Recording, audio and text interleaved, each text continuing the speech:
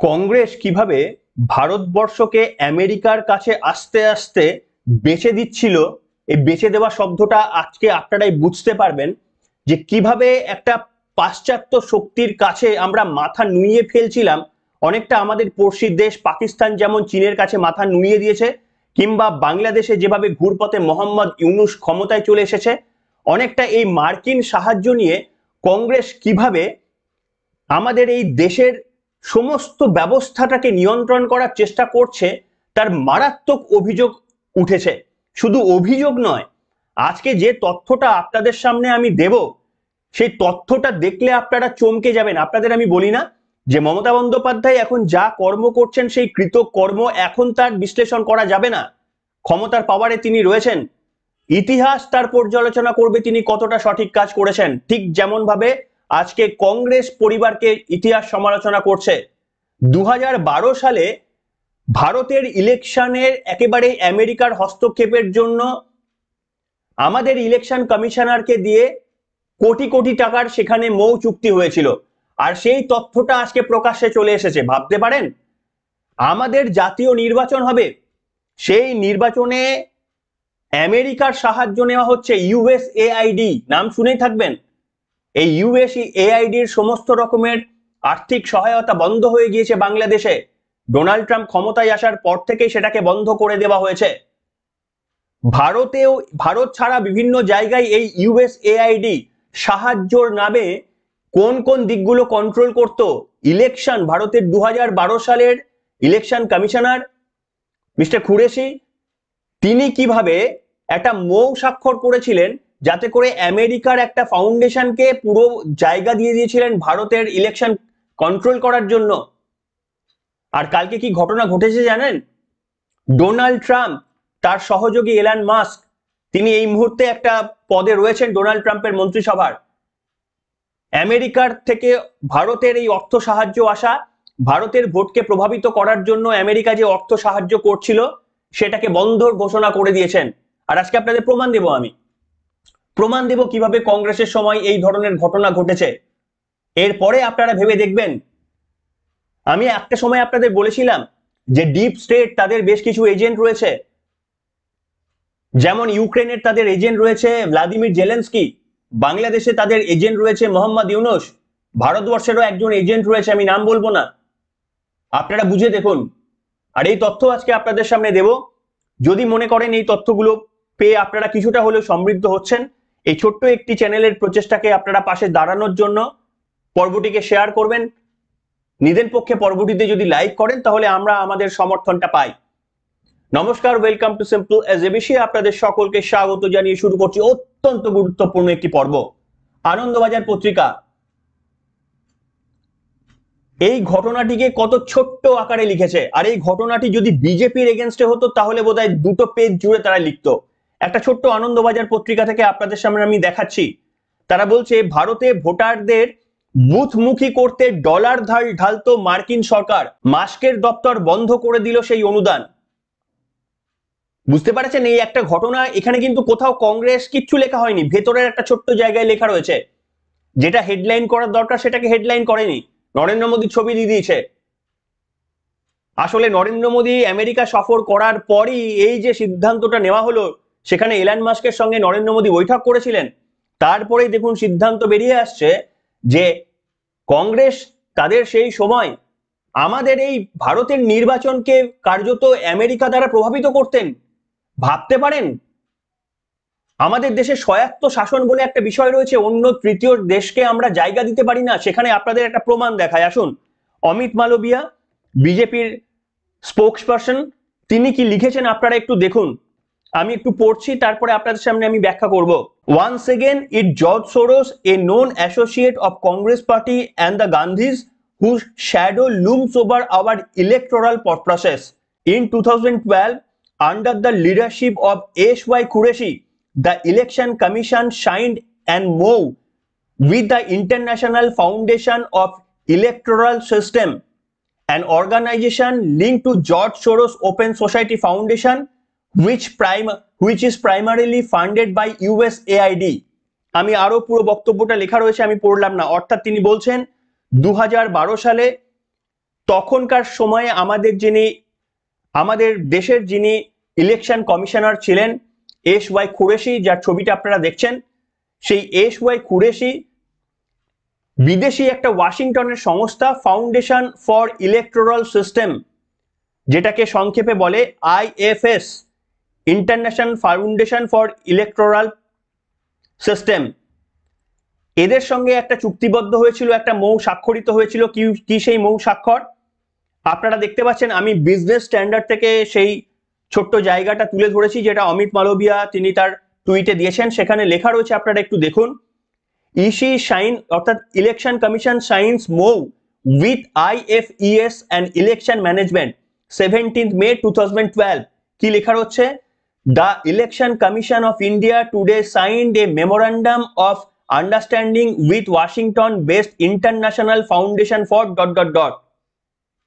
অর্থাৎ এটা প্রমাণ দিলাম আপনাদের সামনে যে 2012 সালে 17ই মে ভারতের সেই সময় ইলেকশন কমিশনার যিনি ছিলেন কুরেশি, তিনি ওয়াশিংটনের একটা সংস্থা যার নাম হচ্ছে IFES, international foundation for electoral system, তাদের কাছ থেকে একটা চুক্তিবদ্ধ হয়েছিল। এবং কি চুক্তিবদ্ধ সেটা আজকে আমরা জানতে পারছি, যখন এলন মাস্ক তিনি বললেন যে আমেরিকা এতদিন পর্যন্ত ভারতের ইলেকটোরাল প্রসেসে যে টাকা দিত সেইটা তারা বন্ধ করলো। কত টাকা দেওয়া হতো জানেন? সেই টাকার পরিমাণ হচ্ছে 59 crore, almost near about 59 crore, এবং ভারতের টাকায় সেটা 4212 কোটি টাকা। এই এত পরিমাণে টাকায় আমেরিকার একটা ফাউন্ডেশন, তারা ভারতের ইলেকটোরাল প্রসেসকে প্রভাবিত করার জন্য ব্যবহার করা হতো। এবং তার প্রমাণটা দিলাম 2012 সালে মনমোহন সিং যখন প্রধানমন্ত্রী, স্বর্গীয় মনমোহন সিং, তিনি শুধুমাত্রই পাপেট ছিলেন বলে অনেকে অভিযোগ করে। আর আজকে দেখুন তার নেতৃত্বে ইলেকশন কমিশন যখন ছিলেন, আলোচনার মাধ্যমে দেখুন এই সিদ্ধান্ত নেওয়া হয়েছে। এরপরে আপনারা বলুন যে এই কংগ্রেসকে কি বিশ্বাস করা যায়? ভারতের জেনারেল ইলেকশনের তার মধ্যে হস্তক্ষেপ করার জন্য আমেরিকার মাটিকে ছেড়ে দেওয়া হচ্ছে, কিভাবে প্রভাবিত করা হয়েছে। এবং এখনো পর্যন্ত আপনারা দেখেছেন, এখনো পর্যন্ত 2024-এও এই ধরনের, যে 2024-এ যে জেনারেল ইলেকশন হয়ে গেল সেখানেও এই ধরনের অভিযোগ উঠেছে। তার পরিণতি আমরা বাংলাদেশের মাটিতে দেখেছি, একটা জয়ী সরকারকে রাতারাতি কিভাবে ফেলে দেওয়া হয়েছে। এলন মাস্ক সেই তথ্যে বলেছিলেন যে ইউএসএআইডির সেই সমস্ত অর্থগুলো ব্যয় করা হতো একটা স্টেবল গভর্নমেন্টকে কিভাবে আনস্টেবল করে দেওয়া হয়। জর্জ সরোসের নাম আপনারা শুনেছেন, ধনকুবের, তিনি একেবারে তীব্র ভারত বিরোধী, তার থেকেও তিনি তীব্র মোদী বিরোধী। মোদীকে নিয়ে প্রকাশ্যে অনেক মন্তব্য করেছিলেন, তিনি কিভাবে মোদীকে অপছন্দ করেন সেই সংক্রান্ত অনেক বক্তব্য বলেছিলেন। কিন্তু তার পছন্দের ব্যক্তি হচ্ছে আমাদের এই কংগ্রেস। আজকে আরো একটা তথ্য আপনাদের সামনে দেখাচ্ছি, দেখুন আপনারা। এইখানে আমি প্রমাণ দিচ্ছি যে আইএফইএস, এই সংস্থা, যে সংস্থার সঙ্গে ভারত 2012 সালে মৌ স্বাক্ষর করেছিল, তাদেরকে ফান্ড করতো জর্জ সোরোসের কোম্পানি। অর্থাৎ তার মানে কি হলো? তার মানে হলো ভারতের সঙ্গে 2012 সালে চুক্তি হয়েছিল আইএফইএস হচ্ছে ফান্ডেড বাই জর্জ সোরোস। সেই প্রমাণটা দেখাচ্ছি, আপনারা দেখুন। এখানে লেখা রয়েছে, the open society foundation funded by George Soros আর the world's largest private funder of independent group working for justice, democratic government and human rights. They provided thousands of grants every year through a network of national and regional foundation and offices, funding a vast array of projects. এবং এখানে দেখতে পাচ্ছেন IFES, international foundation for electoral system, তারা পরিষ্কারভাবে বলছে যে open foundation George সোরোসের তারা আর্থিক সহায়তার কথা তারা এখানে উল্লেখ করছেন। অর্থাৎ এ সমান বি আর বি সমান সি, তার মানে এ সমান সি, এটা পরিষ্কারভাবে আমরা বুঝতে পারলাম।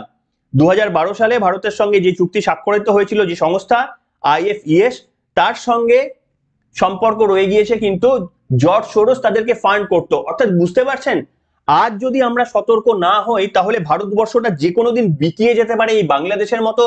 একটু ভেবে দেখবেন, সতর্ক হওয়ার প্রয়োজন রয়েছে আজকে আমার আর আপনার।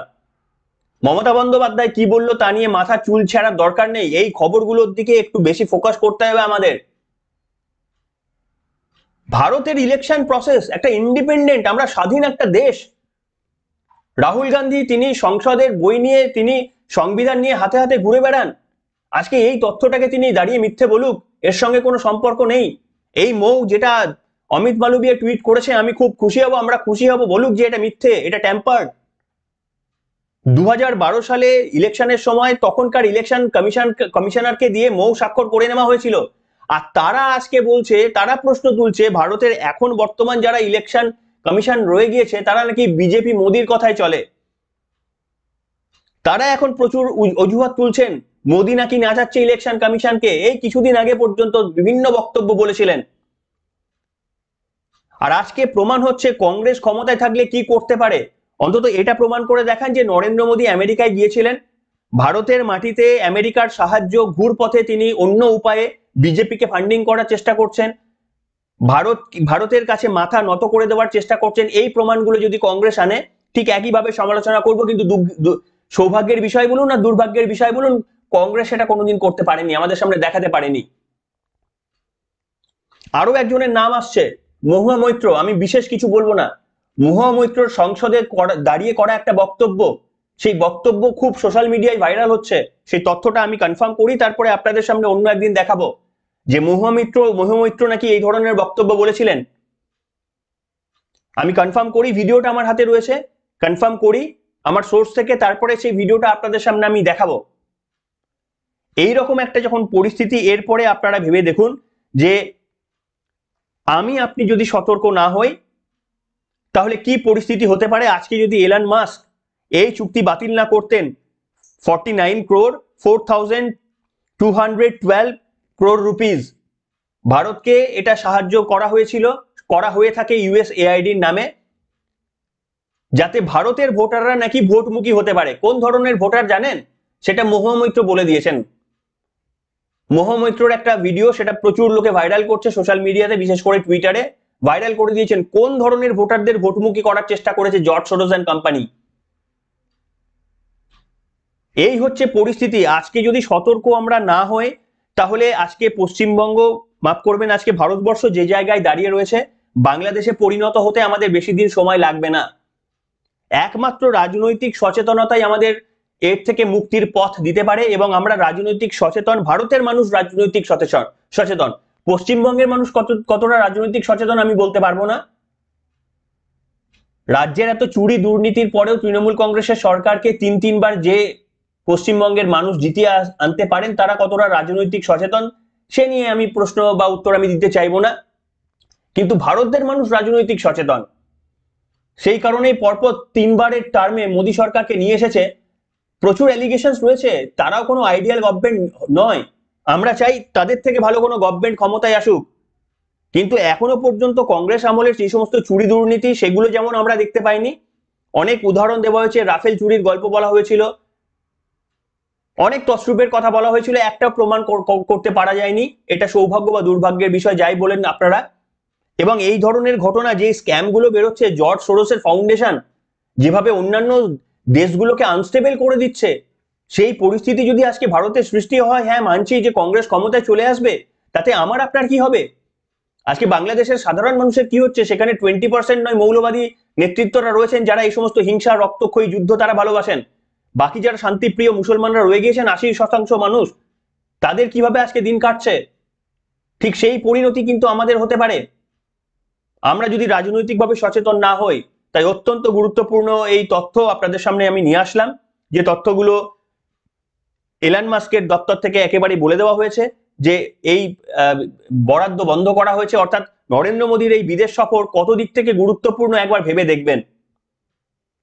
তিনি এমনি যে জগিং করতে যাননি, সেগুলো হচ্ছে প্রমাণ। যাই হোক বন্ধুরা, আপনাদের মতামত লিখে জানাবেন। এখনকার মতো এখানেই শেষ করলাম। সবাই ভালো থাকবেন। Good bye.